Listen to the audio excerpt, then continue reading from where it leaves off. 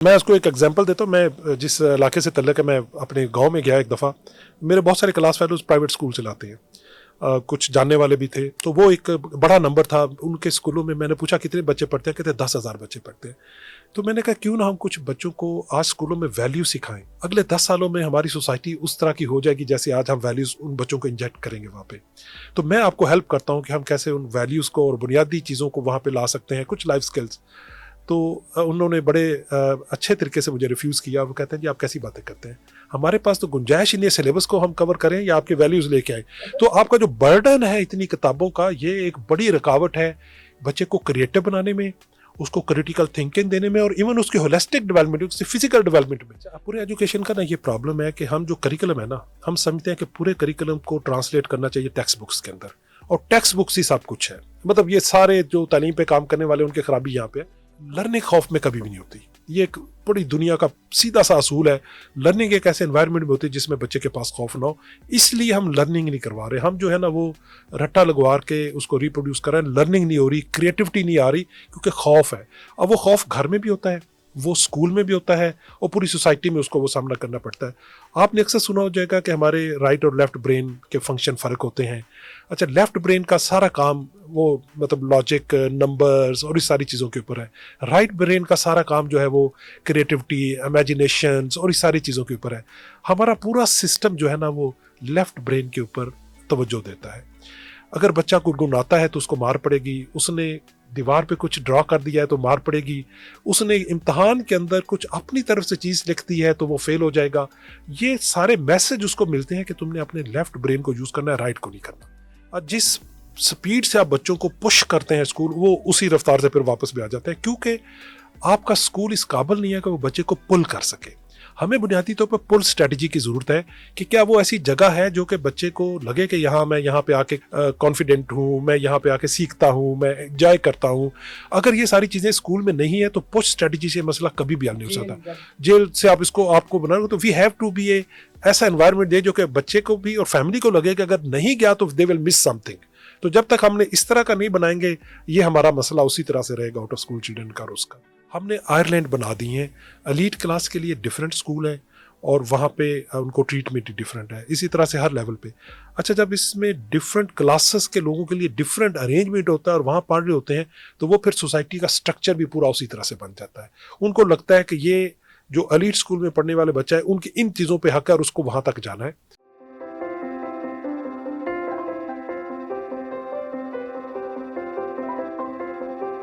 अच्छा, लेकिन सर जो आउट ऑफ स्कूल चिल्ड्रन हैं, इसके नंबर जितने भी है, इसकी कम्प्लेक्सिटीज़ क्या हैं? इसको फिर हम क्योंकि रिफॉर्म्स के बारे में बात कर रहे हैं, इसको हल कैसे किया जा सकता है?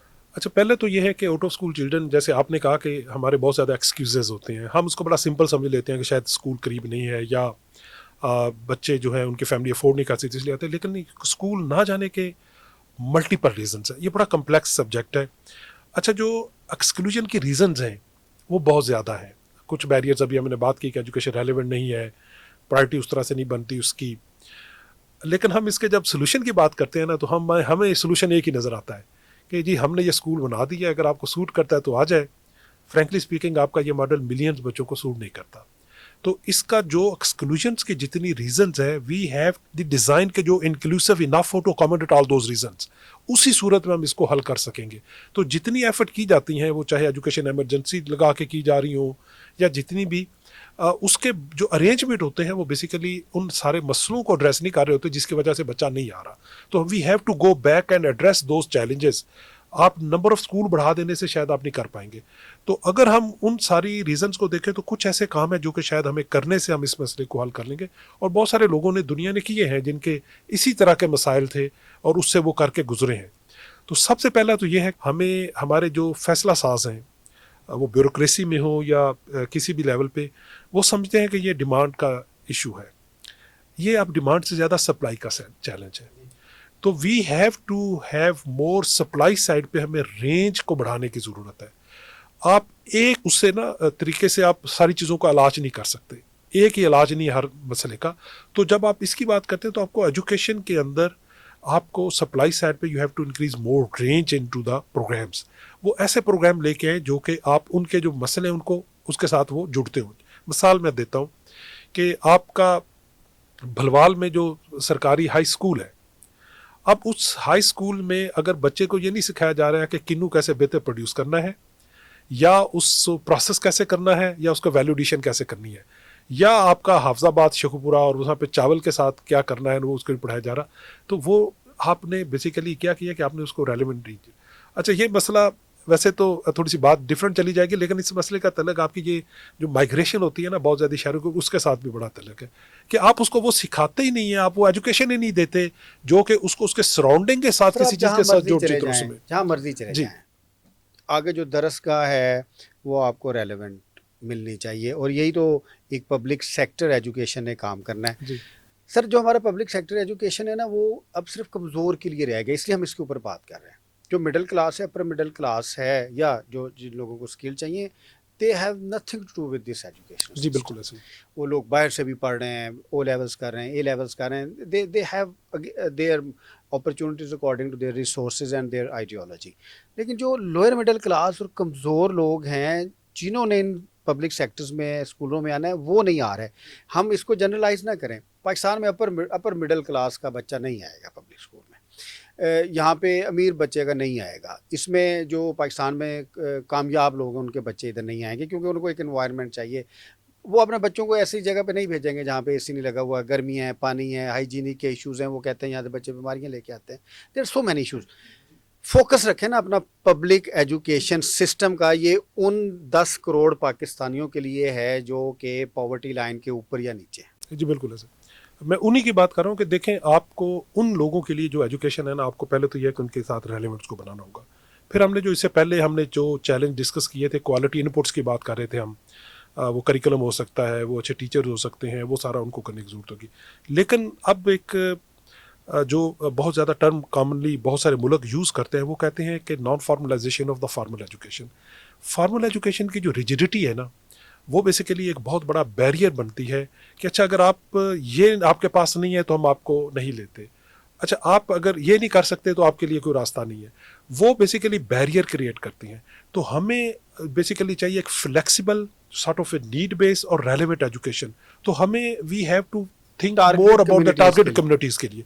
तो वो आप फार्मल में इतनी जल्दी नहीं ला सकते चीज़। तो हमें पाकिस्तान के जो मौजूदा हालात हैं, इसमें नॉन फार्मल एजुकेशन के अंदर बहुत ज़्यादा पोटेंशियल है टू एड्रेस दिस चैलेंज। वो कैसे कि अगर आप किसी गांव में बच्चे हैं, किसी भी एज के हैं, वो स्कूल नहीं गया, 10, 11, 12, 13 साल का है, अगर आप उसको कहते हैं कि आओ स्कूल में, तो वो कहते हैं मैं क्यों आऊँ स्कूल में। आप कहते हैं कि चलो आप स्कूल में आए, हम आपको बेसिक एजुकेशन के साथ एक स्किल भी सिखा देंगे, आपके पास हम ये अरेंज कर देंगे। अच्छा, ये जो फ्लेक्सिबिलिटी है और ये जो रेलेवेंस बिल्ड करना है, ये नॉन फॉर्मल में आप कर सकते हैं, फॉर्मल में नहीं कर सकते।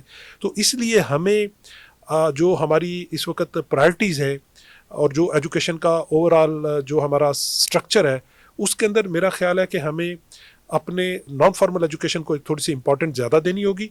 और ये नहीं है कि ये कोई थर्ड क्लास किस्म का अरेंजमेंट है।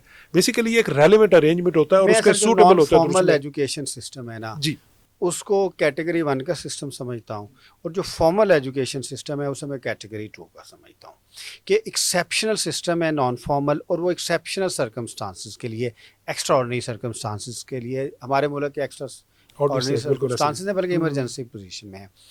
अब सर थोड़ा सा हम इसके ऊपर जो सर मेरा पेपर है, मैंने इसको और तरीके से पेश किया है। मतलब मैं समझता हूँ कि 3 पीरियड्स होने चाहिए, 10 पीरियड। बच्चा कैसे सुबह जाए, और ना कोई स्कूल में एंटरटेनमेंट है, कैसे बिठा सकते हैं। 10 पीरियड्स लगते हैं, 8 बुक्स हैं। 8 बुक्स क्यों हैं? 2 बुक्स होनी चाहिए। 5वीं तक वो सिर्फ लैंग्वेजेस सीखे, और एक प्राइमरी मैथमेटिक्स और साइंस, और एक वो लॉजिकल एजुकेशन, ठीक है। 5वीं से 8वीं तक वो बेसिक आ जाए नॉलेज के ऊपर। 9th 10th स्पेशलाइजेशन हो जाए। 9th 10th उसके पास अगर उसने बायोलॉजी पढ़नी है तो वो बायोलॉजी पढ़े, अगर उसने साइंस पढ़नी है साइंस पढ़े, AI पढ़नी है AI पढ़े, और वो 12 तक तो उसको मार्केट में आ जाना चाहिए। उसके बाद तो उसने जो पढ़ना है वो तो हायर एजुकेशन में आ जाएगी। मीन्स कि ये 2 किताबें क्यों नहीं हो सकती? ये एक बड़ा प्रॉब्लम है डिज़ाइन हमारे का पूरे एजुकेशन का। एक तो हम ये समझते हैं कि जो बच्चा प्राइमरी स्कूल में आएगा ना, उसने यूनिवर्सिटी तक जाना है। हमने पहले दिन से इस तरह का सोचा हुआ है, हालांकि हर बच्चे को वहाँ नहीं जाना। उसको ये हमें स्किल लेबर कहाँ से मिलेगी हमें, और उसके लिए ज़रूरी भी नहीं हर बच्चे के लिए, और पूरी दुनिया भी ऐसा नहीं सोचती। हमने पता नहीं क्यों सोचा हुआ है कि जो बच्चे को हम दाखिल करेंगे उसको डिज़ाइन ऐसा करें कि वो उस यूनिवर्सिटी तक जाए। इसी वजह से हम जो करिकुलम का जो प्राइमरी लेवल पे बर्डन है वो बहुत ज़्यादा है। हमने रिसेंटली पंजाब गवर्नमेंट और सारी चारों सूबों के साथ और फेडरल के साथ एक करिकुलम को हमने ट्राई किया कि हम क्यों नहीं उसके एक किताब उर्दू की दें और उसके अंदर साइंस के कंसेप्ट भी डाल दें, सोशल स्टडी के दे दें और उसमें एक किताब हो, वो आपको कंसेप्ट वहाँ से दें और लैंग्वेज भी साथ कॉम्पिटेंसी आ जाए, और एक मैथ और की आप किताब दे दें और एक बेसिक इंग्लिश की दे दें फंक्शनल लेवल की, वो भी बहुत मतलब आपको डिफिकल्ट नहीं। अच्छा, हमें ये लगा कि जो जैसे ही हमने किताबों का बोझ कम किया, टीचर की और लर्नर्स दोनों की दिलचस्पी बढ़ गई। आप यकीन जाने, मैं जब क्लास में जाता हूँ जहाँ पे ये एक बहुत मुख्तसर करिकुलम के साथ बच्चे बैठे होते हैं और उनसे जब बातचीत करते हैं तो वो बच्चे का कॉन्फिडेंट लेवल वो बहुत बेहतर होता है जो हमारा एक इतने किताबों की बोझ तले हुए बच्चा जो फंसा होता है और टीचर जो उसमें। तो मैं बिल्कुल इसके हक में हूँ कि सर कंटेंट आप का 3 बोझ कम शिफ्ट्स से लगा कम लें। उसमें। चलिए ये कहते हैं कि हम टीचर्स को बहुत पे करते जी। हैं, तो भी शिफ्ट 1 लगा लें 9 से 11 तक की, फिर 11 से 1 तक की लगा लें, 1 से 3 तक की लगा लें। ये जो स्किल्ड वाले बच्चे हैं ये भी आ जाएंगे, दूसरे बच्चे भी आ जाएंगे, थोड़ा सा उसको इंसेंटिवाइज कर दें। बच्चे का सबसे बड़ा इंसेंटिव ये है कि उससे कम पढ़ाया जाए। मैं उसको एक एग्जांपल देता हूँ। मैं जिस इलाके से तल्लक है, मैं अपने गांव में गया एक दफ़ा। मेरे बहुत सारे क्लास फेलोज प्राइवेट स्कूल चलाते हैं, कुछ जानने वाले भी थे, तो वो एक बड़ा नंबर था उनके स्कूलों में। मैंने पूछा कितने बच्चे पढ़ते हैं, कहते 10,000 बच्चे पढ़ते हैं। तो मैंने कहा क्यों ना हम कुछ बच्चों को आज स्कूलों में वैल्यू सिखाएं, अगले 10 सालों में हमारी सोसाइटी उस तरह की हो जाएगी जैसे आज हम वैल्यूज़ उन बच्चों को इंजेक्ट करेंगे वहाँ पे। तो मैं आपको हेल्प करता हूँ कि हम कैसे उन वैल्यूज़ को और बुनियादी चीज़ों को वहाँ पे ला सकते हैं, कुछ लाइफ स्किल्स। तो उन्होंने बड़े अच्छे तरीके से मुझे रिफ्यूज़ किया। वो कहते हैं जी आप कैसी बातें करते हैं, हमारे पास तो गुंजाइश ही नहीं है सिलेबस को हम कवर करें या आपके वैल्यूज़ लेके आए। तो आपका जो बर्डन है इतनी किताबों का, ये एक बड़ी रुकावट है बच्चे को क्रिएटिव बनाने में, उसको क्रिटिकल थिंकिंग देने में और इवन उसके होलिस्टिक डेवलपमेंट, उसके फिजिकल डेवलपमेंट में। तो ये हमें इसको सीरियसली देखने की ज़रूरत है कि हमें इतना हैवी करिकुलम नहीं चाहिए, तो मैं बहुत समझता हूँ बुनियादी चीज़ें कि चाहिए। आपको 1/4 मीन्स कि आपको ना 5 में से 4 हिस्से अभी स्लैश करना होगा अपना करिकुलम, अगर आपने बच्चे पढ़ाना है। क्योंकि मैंने बहुत सारे, हमने रिसर्च में बहुत डाटा बच्चों से इकट्ठा किया, वो 2 घंटे से ज़्यादा नहीं पढ़ना चाहते और इससे ज़्यादा उन्हें पढ़ना भी नहीं चाहिए, और इससे ज़्यादा उनको पढ़ना ही नहीं चाहिए, क्योंकि उनका जो स्किल लेवल है वो बहुत ज़्यादा दूसरे मीन से आ रहा है। उनकी सोशलाइजेशन, स्कूल जो है ना सर, वो पढ़ाई के इदारे नहीं है। ये किसने कहा है कि वहाँ पे आपने पढ़ना है? आपने उधर जाना है, बच्चों ने जाना है, बच्चों ने कनेक्टिविटी सीखनी है, उन्होंने सोशल वैल्यूज सीखनी है और कुछ स्किल्स सीखनी हाँ, है, सिटीजनशिप सीखनी है और उसमें लिखने और पढ़ने की जी। स्किल। इससे ज़्यादा स्कूल नहीं है। अच्छा, अब पूरे एजुकेशन का ना ये प्रॉब्लम है कि हम जो करिकुलम है ना, हम समझते हैं कि पूरे करिकुलम को ट्रांसलेट करना चाहिए टेक्स्ट बुक्स के अंदर, और टेक्स्ट बुक्स ही सब कुछ है। मतलब ये सारे जो तालीम पे काम करने वाले उनकी खराबी यहाँ पे है। करिकुलम देखिए सिर्फ टेक्स्ट बुक्स नहीं होता, करिकुलम के ऑब्जेक्टिव्स हैं, वहाँ पे स्कूल में होने वाली स्पोर्ट्स भी करिकुलम है। हम उसको कहते हैं जी एक्स्ट्रा करिकुलम, एक्स्ट्रा कुछ नहीं होता बेसिकली, ये सारी करिकुलम है। उस स्कूल के अंदर उगने वाले पौधे भी करिकुलम है, उस स्कूल के दीवारों पे लगे पोस्टर्स भी करिकुलम है, वो जो टीचर है वो जब आपसे बात कर रहा है, कुछ एक्टिविटी करा रहा है, वो भी करिकुलम है, एक तस्वीर भी करिकुलम होती है। तो हमारा जो ये कंसेप्ट है ना कि सारा करिकुलम हमने किताब में उसको ढालना है, एक लर्निंग आउटकम के ऊपर 3 सफ़े लिखे जाएंगे तो फिर ही वो कंप्लीट होगा, ये तस्वर गलत है। इसलिए बहुत सारे मुल्क हैं वो किताबें नहीं देते, वो 3 पेज देते हैं टीचर को कि ये लर्निंग आउटकम है, ये आप एंड ऑफ ईयर हम एवेल्युएट करेंगे, आप जैसे मर्जी कर लें। वो उसको माइंड मैप कराए, वो अखबार से पढ़ा दे, जैसे मर्जी करें। तो ये हमारा जो बर्डन बढ़ा है किताबों का, ये बेसिकली इस तस्वर को जो इसका करिकुलम का है उसको ट्रांसलेट प्रॉपर कर नहीं पाता। तो इसलिए कंटेंट का बर्डन हम जितना कम करेंगे, गुंजाइश होगी एक अच्छे शहरी पैदा करने की, एक बैलेंस शख्सियत। और सर ये जो नंबर शेमिंग है, ये सिस्टम ख़त्म होना चाहिए। कंपटीशन मीन्स के 5वीं का कौन सा कंपटीशन होता है कोलैबोरेशन सिखाएं, मसलन कंपटीशन क्यों सिखाते ये हैं आप उस तुमने बच्चे फर्स्ट, को? बहुत से बच्चे, क्योंकि हम इतना डीप नहीं जा रहे हैं, हम जनरलाइज्ड बात कर रहे हैं, इसके साथ नफ्सियाती इश्यूज़ हैं, साइकोलॉजिकल इश्यूज़ हैं, बच्चे नहीं जाते, they are afraid of competition. Sir अगर बच्चों को ये कह दिया जाए कि 2 घंटे के लिए आपने स्कूल में आना है, 2 बुक्स हैं, 1 घंटा हम पढ़ेंगे, 1 घंटा हम दूसरे काम करेंगे, 2 घंटे के बाद आप चले जाएंगे, आप सारे पास होंगे, आपके सारे स्टैंडर्ड्स होंगे, तो उनके पेरेंट्स को थोड़ी सी सोशल प्रोटेक्शन मिल जाए, तो आप देखिएगा ये सारे बच्चे स्कूल में आएंगे, एक मेजॉरिटी आएगी। खौफ सर बहुत ही ज़्यादा, अगर मैं अपने आप को, क्योंकि मैं सरकारी स्कूल से पढ़ा हूँ सर, जो उस वक्त हमारे साथ वाले बच्चे भागते थे ना सर, वो एक वजह से भागते थे, खौफ, टीचर मारते थे, और 10-10 12-12 हमें पड़ती थी। कभी मैंने ये नहीं सोचा था किसी बच्चे से मेरे पास पैसे नहीं है। सर मज़दूर भी है ना, ये सारी प्रोपेगेशन है ब्यूरोक्रेसी की, पाकिस्तान की लीड की, कि वो जी पेरेंट्स नहीं पढ़ाना चाहते जी, उनकी मजबूरियाँ हैं। चाहे वो प्लम्बर है, चाहे वो एक अरिस्टोक्रेसी का आदमी है, उसको चाहे वैल्यू वो लगे तो इन्वेस्ट एलीट है, करता है। उसकी सबसे बड़ी ख्वाहिश है अपने बच्चे को पढ़ाने पढ़ाने की, ऐसे कोई रिफ्यूजल है ही नहीं। अगेन ये डिमांड का इशू नहीं, ये सप्लाई का चैलेंज है। अच्छा, जो खौफ है ना, ये मैं आपको रियल एग्जांपल अपनी मैं देता हूँ। मैं ड्रॉप आउट हो गया था अपनी 6ठी या 7वीं में, क्योंकि मुझे मतलब मैं जिस सरकारी स्कूल में पढ़ता था मुझे इतनी मार पड़ती थी, और वो रीज़न ये थी कि शायद मैं ट्यूशन नहीं पढ़ने जाता था, तो वो उसकी वजह से। अच्छा, सिर्फ मेरे अगर वालदैन का बहुत इंटरेस्ट ना होता, बहुत ज़्यादा ना होता, तो मैं आज एजुकेशन में नहीं होता। वो खौफ जो है वो लर्निंग खौफ में कभी भी नहीं होती। ये एक बड़ी दुनिया का सीधा सा असूल है। लर्निंग एक ऐसे एनवायरनमेंट में होती है जिसमें बच्चे के पास खौफ ना हो, इसलिए हम लर्निंग नहीं करवा रहे। हम जो है ना वो रट्टा लगवा के उसको रिप्रोड्यूस कर रहे हैं, लर्निंग नहीं हो रही, क्रिएटिविटी नहीं आ रही, क्योंकि खौफ है। अब वो खौफ घर में भी होता है, वो स्कूल में भी होता है, और पूरी सोसाइटी में उसको वो सामना करना पड़ता है। आपने अक्सर सुना हो जाएगा कि हमारे राइट और लेफ्ट ब्रेन के फंक्शन फ़र्क होते हैं। अच्छा, लेफ्ट ब्रेन का सारा काम वो मतलब लॉजिक, नंबर्स और इस सारी चीज़ों के ऊपर है। राइट ब्रेन का सारा काम जो है वो क्रिएटिविटी, इमेजिनेशंस और इस सारी चीज़ों के ऊपर है। हमारा पूरा सिस्टम जो है ना वो लेफ्ट ब्रेन के ऊपर तवज्जो देता है। अगर बच्चा गुनगुनाता है तो उसको मार पड़ेगी, उसने दीवार पे कुछ ड्रॉ कर दिया है तो मार पड़ेगी, उसने इम्तहान के अंदर कुछ अपनी तरफ से चीज़ लिख दी है तो वो फेल हो जाएगा। ये सारे मैसेज उसको मिलते हैं कि तुमने अपने लेफ्ट ब्रेन को यूज़ करना है, राइट को नहीं करना। और वो जब लेफ्ट ब्रेन को सिर्फ आप उस पर आप तवज्जो करेंगे, तो फिर आप कैसे क्रिएटिविटी ला सकते हैं, आप कैसे ऐसे लोग प्रोड्यूस करेंगे जो कि माशरे के अंदर इनोवेशन करेंगे। वो राइट और लेफ्ट दोनों मिला के चलने से वो एक बैलेंस शख्सियत बनती है। मैं एक मिसाल से समझाता हूँ कि अगर आप मुझे कहें कि मैं लेफ्ट अपनी जो दाएं अपनी टांग और बाजू बांध के तो मैं सिर्फ आप मुझे लिबर्टी तक यहाँ से भिजवाएंगे तो मुझे कितनी दुश्वारी होगी जाने में। इतना अमली ज़िंदगी में फ़र्क पड़ जाता है कि अगर आपने उसका खौफ नहीं हटाया उसके राइट ब्रेन को यूज़ करने का, तो वो प्रैक्टिकल लाइफ में उतना ही नाकाम होता है। तो हमारा टीचर भी ये नहीं जानता और हमारे वालिदैन भी नहीं जानते, सिस्टम भी नहीं जानता कि ये कितना बड़ा एक प्रॉब्लम है हमारे एजुकेशन के अंदर कि हम उसको राइट और लेफ्ट ब्रेन दोनों इस्तेमाल करना नहीं सीखा। अच्छा, मैं सर आपको अपनी एग्जांपल देता हूँ कि मैं जब 8th क्लास में था तो हमारा स्कूल 9 बजे लगता था, 3 बजे छुट्टी होती थी, और आधा घंटे में मैं घर पहुँचता था। 3:30 बजे मैं घर जाना, और 3:30 बजे मैंने खाना खाना, 4 बजे फिर टाइम हो जाना, मैंने लाजमी खेलना होता था ग्राउंड में जाके ना, क्योंकि 5 बजे 5:15 बजे अज़ान हो जाती थी, you have to come to your home. वो मैंने खेलना होता था लाजमी, क्योंकि वो मेरी पूरे दिन का इंटेंशन वो 1 घंटा टाइम होता था। अच्छा, उसके बाद फिर हमें हमारे 8 सब्जेक्ट्स थे उस वक्त। 6 सब्जेक्ट्स में हमें डेली काम मिलता था कि ये आपने कॉपियों पे लिख के लाना हाँ, है, लिख के लाना है। कॉपी पे लिख के लाना है, ऐसे और मुझे नहीं समझ आती थी क्यों लिखवाते हैं?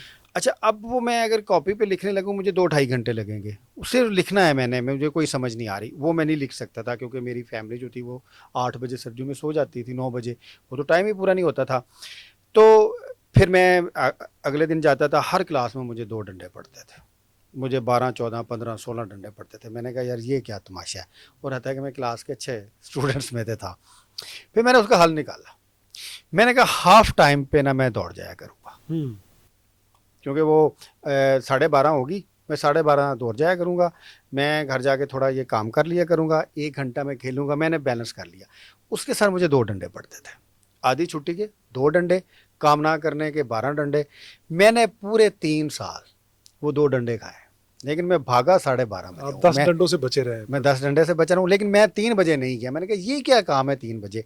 तो हता कि ज़ाहिर प्रेशर था, हमने पढ़ना भी था फैमिली की तरफ से, तो इतनी हमने स्कूल जेल बनाए हुए हैं, तो जेलों में तो बच्चे नहीं एक्चुअली जो ये सारा मसला है ना हमारा है पुश स्ट्रेटजी। हम क्यों बच्चे हम एक बड़ी एनरोलमेंट कैंपेन भी चलाते हैं, सारा कुछ करते हैं, और जिस स्पीड से आप बच्चों को पुश करते हैं स्कूल, वो उसी रफ्तार से फिर वापस भी आ जाते हैं, क्योंकि आपका स्कूल इस काबिल नहीं है कि वो बच्चे को पुल कर सके।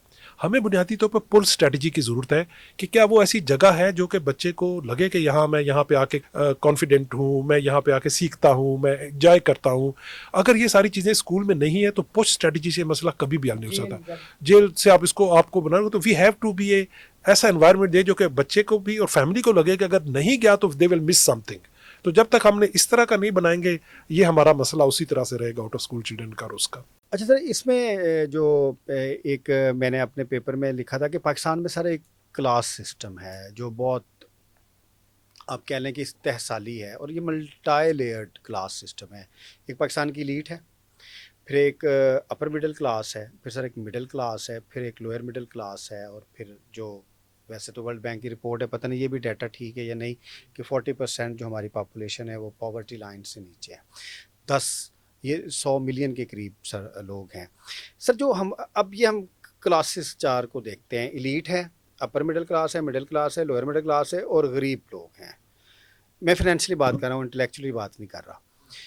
जो हमारा पब्लिक स्कूल सिस्टम है वो किस क्लास के लिए है? अभी अगर आप देखें तो फ्रैंकली स्पीकिंग वो सिर्फ जो गरीब लोग हैं, जो कि किसी भी तरह से आपके मिडल लोअर मिडिल तक मिलते, ये उनके लिए रह गया है। अब इसमें बड़ी थोड़ी गुंजाइश होगी कि शायद आपको लोअर मिडिल क्लास के मिले, प्राइमरी तक बिल्कुल उसमें, और उससे थोड़ा सा लोअर मिडिल आपको शायद सेकेंडरी स्कूल तक या वो मिल जाएगा।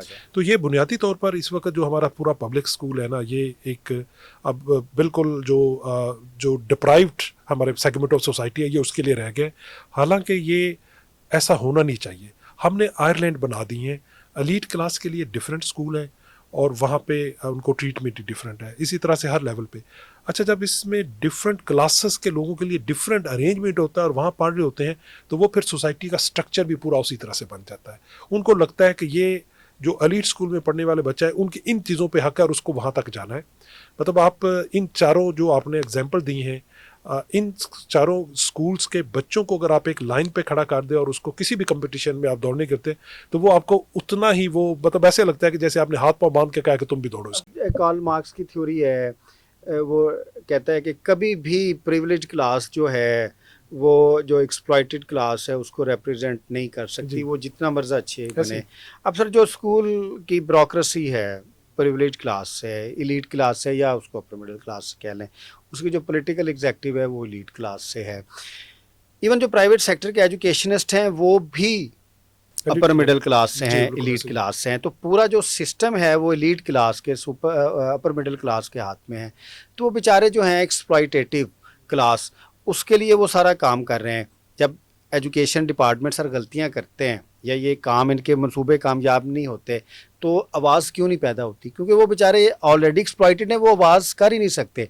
ये अगर ऐसा एजुकेशन सिस्टम बनाए ना, अब तो ये जो हमारा माफिया है स्कूल का, इसकी तो मौजें लगी हुई हैं। अगर ये हमारे 90% लोग आते हैं ना पब्लिक स्कूल में, जहाँ पे हमारी लीड क्लास आती, दूसरे आती, तो इनको लग पता जाना था कि ये काम करते कैसे। अब तो वो मरे हुए लोगों के लिए स्कूल बनाते, जो मर्जी एक्सपेरिमेंटेशन करें, जो मर्जी करें, जितनी मर्जी फिलासफियाँ झाड़ें, उन बेचारों ने तो करना कुछ नहीं है, वो तो बेचारे ऑलरेडी हैं। तो सर ये मेरा जो पेपर है, जो मैंने इसके ऊपर लिखा है, पाकिस्तान में पब्लिक स्कूल एजुकेशन सेटअप मजबूत हो ही नहीं सकता जब तक it does not represent the society as a whole. इसमें सर पालो फ्रेरे ने जो पेडागोजी ऑफ ऑप्रेस्ड अगर आपने पढ़ी होगी, तो उसमें उसने बेसिकली इसी एरिया के काम किया। देखिए, हम जिस क्लास से होते हैं, जब हमें मौका मिलता है ना, तो हम उसी के लिए ही काम करते हैं। या हम जब भी कुछ नई चीज़ जो कुछ भी सोचेंगे, तो हम बेसिकली उस क्लास को सबसे पहले सामने रख के सोचेंगे। अब हमारा एजुकेशन, एडमिनिस्ट्रेशन, लीडरशिप जितनी भी है पब्लिक स्कूलों में, उनका कोई स्टेक डायरेक्ट नहीं होता। सबसे बड़ा स्टेक तो यह है कि क्या उनके लिए है, उनके लिए होता ही नहीं है। तो इसलिए शायद सीरियसनेस भी नहीं आती। हमारी जो एफर्ट्स होती हैं वो उतनी सीरियस नहीं होती, क्योंकि वो हम उस क्लास के लिए नहीं बना रहे जिससे हमारा ताल्लुक होता है। तो हमारा जो उसका जो गैप्स रह जाते हैं, वो उसी वजह से रह जाते हैं कि शायद हमारी डिसीजन मेकर जो है वो जो काम कर रहे हैं उनके अपने मतलब क्लास का उसके लिए नहीं होता। तो ये जो क्लास सिस्टम क्रिएट हो गया और इसमें फर्दर जो और बढ़ता जा रहा है, एक मदरसा एजुकेशन है, एक आपका पब्लिक स्कूल एजुकेशन है, एक आप प्राइवेट स्कूल्स, एलीट स्कूल्स हैं, इसके अलावा फिर कुछ स्पेशलाइज्ड जो हमारे अदारे हैं उनके अपने स्कूल्स हैं। तो ये हम इसको और बढ़ाते जा रहे हैं। तो मैं समझता हूँ कि सोसाइटी का जो पूरा सोशल फैब्रिक है वो उससे डिस्टर्ब हो रहा है, क्योंकि जो काबिलियत है, वो चाहे वो गरीब फैमिली में बच्चा है या किसी अमीर में, काबिलियत जो है उसका तल्लुक उसके साथ आपको इंग्लिश नहीं आती, you can't join Pakistan civil services, काबिलियत इज समथिंग एल्स। अच्छा सर, अब इसको अब हमने कंक्लूड करना है, तो ज़ाहिर है आपकी बड़ी नज़र है। पाकिस्तान में हमने मैं जब भी रिफॉर्म्स की बात होती है तो वो एक शेर नहीं, अमीर क्या सादा है बीमार हुए जिसके सबब उसे तार के लौंडे से दवा लेते हैं। तो एजुकेशनल रिफॉर्म्स के ऊपर जो हमारे पॉलिटिशियंस हैं उनका जो रिफॉर्म पैकेज है वो कभी उस लिहाज से उतना यूज़फुल नहीं रहा। और ब्यूरोक्रेसी का रिफॉर्म पैकेज तो मुझे कभी भी नहीं लगा, मैंने जितने भी ब्यूरोक्रेट से बात की है जो बहुत पैशनेट है एजुकेशन में है, तो they end up being a servant of some international organisation. क्योंकि आप एजुकेशनिस्ट हैं तो आपकी बात जो है ना वो मैटर करती है और आपने बड़ा पैशनेटली इसको देखा है। आपके ख्याल में हम अपने एजुकेशन सिस्टम को, पब्लिक एजुकेशन सिस्टम को specifically for all classes, specially marginalise class के लिए कैसे रिफॉर्म कर सकते हैं, या वो कौन से बेसिक फंडामेंटल स्ट्रक्चरल चेंजेस हैं या प्रिंसिपल्स हैं जिनको हमें अपनाना हो? अच्छा, इसमें इससे पहले मतलब एजुकेशन के आने से पहले मैं समझता हूँ कि हम जब बच्चों की बात करते हैं कि आउट ऑफ स्कूल है मिलियंस की तादाद में, या आपकी यूथ जो है वो बल्क में है, लेकिन अगर वही यूथ आपकी इलिटरेट है बहुत ज़्यादा, अच्छा, तो हमारे बहुत सारे जो लोग जो इस पे काम करने वाले हैं, वो चाहे पॉलिटिकल लीडरशिप हो या ब्यूरोक्रेटिक लीडरशिप हो, या सारे वो इसको एक आइसोलेटेड समझते हैं कि ये मसला है। हालांकि ये आइसोलेटेड मसला नहीं है। इसका मसले का तल्लक आपकी ओवरऑल मुल्क की डेवलपमेंट के साथ बड़ा गहरा है। आप अगर पिछली 3-4 रिपोर्टें देखें ह्यूमन डेवलपमेंट इंडेक्स की और ह्यूमन कैपिटल इंडेक्स की, आप देखें, आपको क्लियर लगेगा कि you are declining in the index. मैंने कंपैरिजन पिछले दिनों किया था बांग्लादेश और इंडिया के साथ, पिछली मतलब तकरीबन 2 दहाइयों का। तो हम कुछ 2 दहाइयाँ पहले हमारा इंडेक्स में या तो बराबर थे या बेहतर थे थोड़ा सा इन दोनों कंट्री से, फिर डिक्लाइन शुरू हो गया। अच्छा, इन डिक्लाइन को आप अंडरस्टैंड करें कि ये क्यों हो रहा है। उसकी बुनियादी वजह आपको एजुकेशन में नजर आएगी। देखें, जब बच्चा मतलब मिलियंस की तादाद में जिस मुल्क का बच्चा स्कूल में नहीं होता, या जो स्कूल में है वो बच्चा लर्न कर नहीं रहा होता, या वो लर्न के लिए स्कूल छोड़ता है, या आपकी यूथ इलिटरेट होती है, तो फिर कभी भी आप जो उसके इंडिकेटर हैं, वो चाहे इकोनॉमिक इंडिकेटर हो या और सोशल डेवलपमेंट के इंडिकेटर, वो इम्प्रूव नहीं होंगे। तो कोई भी रिफॉर्म लाने से पहले जो फैसला करने वाले लोग हैं या जिनके पास ये अख्तियार है कि रिफॉर्म लाया जा सकता है, सबसे पहले तो उनको ये अंडरस्टैंड करने की ज़रूरत है कि ये मसला सादा नहीं है और ये आइसोलेटेड, इसको आप सिर्फ नहीं देखें। इसको आप कोई भी जो मुल्क में आप ये हमने सस्टेनेबल डेवलपमेंट गोल की बात की, हमने साइन की है 2015 में, 30 में, अभी वो दौरानिया ख़त्म हो रहा है, हम एक भी नहीं अचीव कर सकेंगे। उसमें अगर आप गोल 4 को मैनेज कर दें, जो कि एजुकेशन क्वालिटी इक्विटेबल एजुकेशन की बात उसमें करता है, अगर उसको मैनेज कर दें, आपका क्या ख्याल है, आप हेल्थ में इंडिकेटर इंप्रूव कर लेंगे, आप पॉवर्टी को एड्रेस कर सकते हैं, आप हंगर को एड्रेस कर सकते हैं, आप कोई भी सोशल एक इंडिकेटर भी अचीव नहीं कर सकते, उसकी फाउंडेशन है। तो इन सारे लोगों को पहले तो यह है कि हमें इसको इतना सीरियस समझना चाहिए। हम सिर्फ ज़बानी एजुकेशन एमरजेंसी डिक्लेयर करके अगर हम कहें कि हमने मसला कर लिया तो वो नहीं होगा। तो इसको एक तो संजीदगी लाने की ज़रूरत है, और जब संजीदगी आएगी तो फिर शायद हमारी इसके लिए एलोकेशन भी बढ़ जाएगी। अभी 1.5% ऑफ जीडीपी हम खर्च करते हैं, 4 to 6% हमें कम से कम खर्च करना चाहिए इंटरनेशनल जो स्टैंडर्ड्स उसके मुताबिक। दूसरा इसके साथ जुड़ा मसला है कि एजुकेशन को जब तक आपने डिसेंट्रलाइज नहीं किया, आप इसको फेडरल लेवल पे, आप इसको सूबे लेवल पे नहीं कर सकते डिसीजन मेकिंग। आपको इसको लेके जाना होगा उस स्कूल को। प्राइवेट स्कूल वाला क्यों अच्छा चला रहा है, वो वहीं बैठा है, वो गली के मुताबिक फैसला वो उसको करता है कि किसको टीचर को रखना है किसको नहीं रखना, उसको पता है कि ये नहीं परफॉर्म कर रहा। तो इसके फैसला ये जो है ना, ये हमें यहाँ पे बैठा हुआ कोई एक बंदा फैसला ना करे कि टीचर कौन सा रखना है कौन सा नहीं रखना और किसको ट्रांसफ़र करना है किसको नहीं करना। ये आपको यूनियन काउंसिल लेवल तक लेके जाना होगा। तो आप इसकी गवर्नेंस को डिसेंट्रलाइज करेंगे तो फिर ये होगा। तीसरा जो है हमारा चैलेंज वो ये है कि अब सोसाइटी बहुत तेज़ी से बदल रही है, और ये मतलब आप डिजिटल इन्फ्लुएंस ने और एरा ने इसको बहुत चेंज कर दिया। अब आप अपने जो फैसला साजी है उसकी फ्रीक्वेंसी को भी आप उसके साथ अलाइन करेंगे। तो वो अलाइन करने के लिए, जैसे पहले हमने कहा कि वो एजुकेशन के लोग जो कि इतना विजन रखते हों कि क्या चेंज आ रही है और उस चेंज को कैसे ट्रांसफॉर्म करना है into curriculum, into are your policies, वो होना बड़ा ज़रूरी है। तो फैसला साजी आप एडहॉक ना करें। एक बंदा उसका टेन्योर 1 साल का 6 महीने का है और उसके बेस पे वो फैसले करता है, वो नहीं, उससे नहीं चलेगा। तो आपके भी जैसे रिसर्च भी है और आपका ये डॉक्यूमेंट जो पॉलिसी डॉक्यूमेंट वो भी ये कहता है कि एजुकेशन की एडमिनिस्ट्रेशन, मैनेजमेंट और लीडरशिप जो है वो एजुकेशनिस्ट के पास होनी चाहिए। स्पेशलाइजेशन, जब हम एजुकेशनिस्ट की बात करते हैं उसमें स्पेशलाइजेशन ऑफ एडमिनिस्ट्रेशन भी होनी चाहिए और फिर उसके साथ उसको एजुकेशन के बारे में भी उतनी ही आगाही होनी चाहिए। बिल्कुल।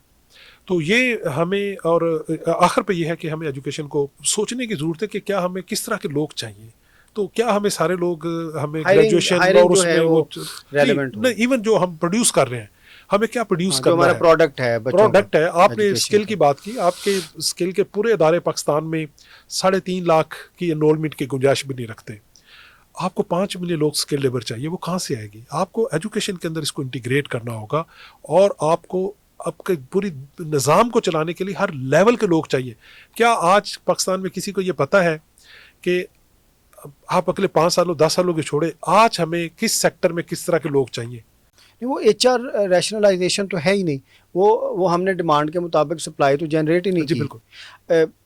हत्ता कि ये तो हम अलहदा से बहस है कि जो हम एजुकेशन प्रोवाइड कर रहे हैं वो तो हमें कहना नहीं चाहिए, उसकी तो ज़रूरत ही नहीं है, पर उसकी तो डिमांड ही नहीं है ना। वो तो हम फिल इन कर रहे हैं ना कि हम कह सकें कि we are need base educated नहीं है नेशन। वो। आज आपका की कोई भी एक इंडस्ट्री जो है, उसको जो स्किल सेट चाहिए होता है वो आप नहीं दे पा रहे, तो चले, वो खुद ही उसको ट्रेंड करता है। क्योंकि ये हम हायर एजुकेशन में जब जाते हैं ना, ख़ास तौर पे 9th 10th 11 12 की जो सेकेंडरी एजुकेशन उस वक्त आ जाए ना सर, हम क्लियर हैं प्राइमरी एजुकेशन तक, ना मिडिल एजुकेशन तक क्लियर है, ना हम सेकेंडरी एजुकेशन तक क्लियर है। मेरे ख्याल में आपका प्राइमरी तक सिर्फ लैंग्वेजेस सिखाएं उसको, सोशलाइजेशन थोड़ी और सी थोड़े से सिखाएं, उसको सोशल वैल्यूज सिखाएं, सिटीजनशिप और सिखाएं, अगली 3 क्लासों सिविक सेंस में दें। अगली 3 क्लासों में उसको थोड़ी सी बेसिक लॉजिक सिखा दें।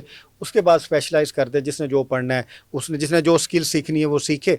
और फिर अच्छा, ये इतनी कॉम्प्लिकेटेड बहस नहीं है, आसान सी बहस है। मैं मैकेनिक सीख के, मैकेनिक का काम सीख के बाद में मैं इन्वायरमेंटल साइंसेज में पीएचडी भी कर सकता हूँ। ये बात तो नहीं है कि मैंने एक सर्टन ग्रेड्स में एक स्किल सीखी तो उसके बाद मैं जनरल एजुकेशन या उसकी जो हायर किसी भी एजुकेशन है उसके स्टैंडर्ड्स तक नहीं पहुँच सकता। मैं तो पहुँच सकता हूँ।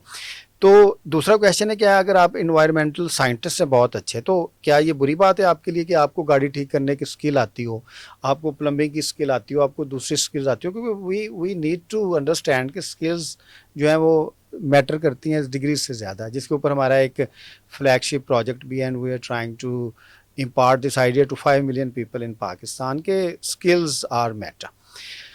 अबद भाई, आपका बहुत शुक्रिया। इस मौजू पे आपके साथ हमारी डिस्कशन जारी रहेगी। It was pleasure to talk you. बहुत शुक्रिया जी, मुझे भी बड़ा अच्छा लगा, और मैं समझता हूँ कि ये जो हमने डिस्कशन की है, हमें अपनी एजुकेशन को, मतलब जब हम आउट ऑफ स्कूल कहते हैं तो ये टर्म भी गलत है, आउट ऑफ एजुकेशन कहना चाहिए। स्कूल ज़रूरी नहीं है बच्चे के लिए। तो हमने आज जो पूरी एजुकेशन के ऊपर बात की, इसमें बुनियादी ये है कि आज अगर एजुकेशन को हम रेलेवेंट और उसकी रसाई को आसान कर दें, वो चाहे किसी भी मीडियम से कर दे, और बच्चों को किसी तरह कनेक्ट कर दे एजुकेशन के साथ, तो हम जैसा मुल्क का फ्यूचर देखना चाहते हैं वो उस तरह हो जाएगा। इसके अलावा कोई दूसरा रास्ता भी नहीं है जी। Thank you very much for you. जी नाज़रीन, आज हमने एजुकेशन के बारे में और ख़ास तौर पे इसके रिफॉर्म्स के बारे में जनरलाइज्ड डिस्कशन की। अगर आपको हमारा चैनल अच्छा लगे, इसको ज़रूर सब्सक्राइब कीजिएगा, और हमारे जो एक फ्लैगशिप प्रोजेक्ट है skills matter more than degrees, जो कि एक पब्लिक इंटरेस्ट का प्रोजेक्ट में है, उसमें लाजमी हमारे जो एक मिशन है उसको ज्वाइन कीजिएगा। आपको बहुत शुक्रिया। अल्लाह हाफ़िज़।